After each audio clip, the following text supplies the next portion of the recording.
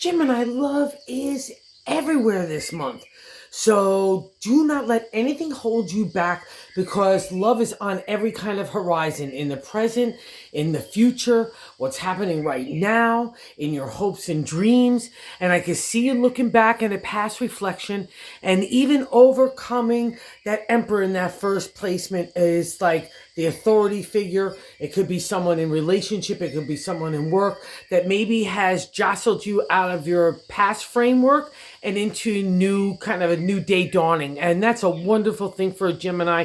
You've been in the dark space for quite a while now. So it's really a great time, as March is the spring in many areas.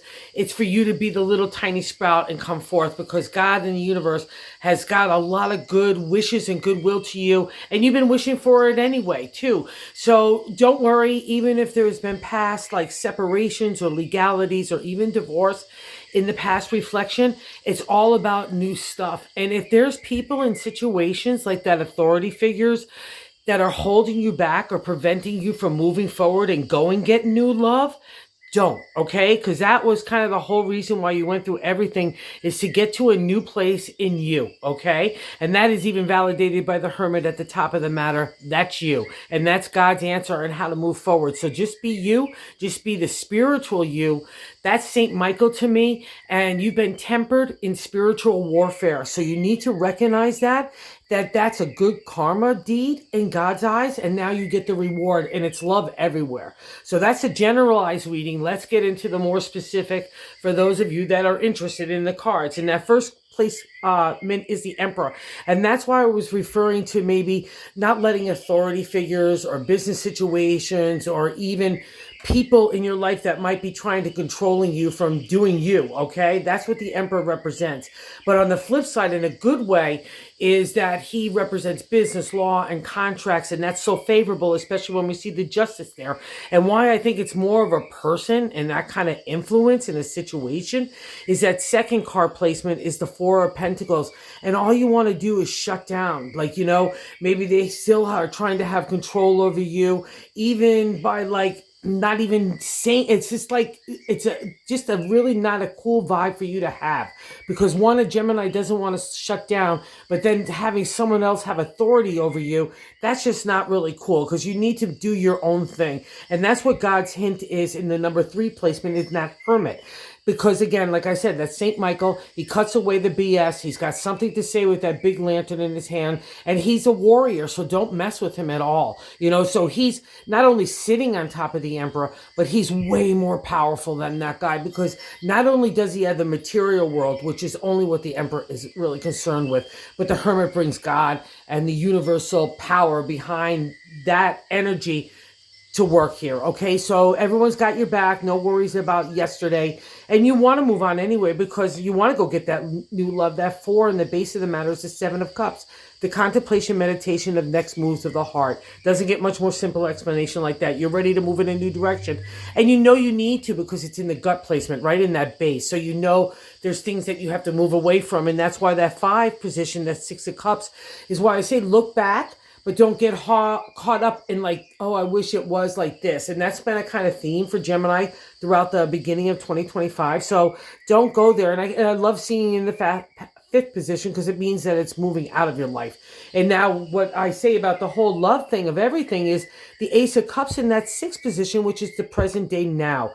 And that's beautiful. It's wonderful. It's like Gemini emerging herself from the sea, or the two of you emerging from the sea and being able to engage your heart again. It's so nice, because when a Gemini is just beautiful energy when it's happy and engaged. And I know it's been really tough, but even if you fake it till you make it with these kinds of cards, it's going to happen, because God and the universe are going to have their way with you. They're going to get you to love again, okay? And it's going to be, I guarantee it, way sweeter than anything that you experienced in the past. So just bear with us, as in God and the universe, as we get you to this next chapter.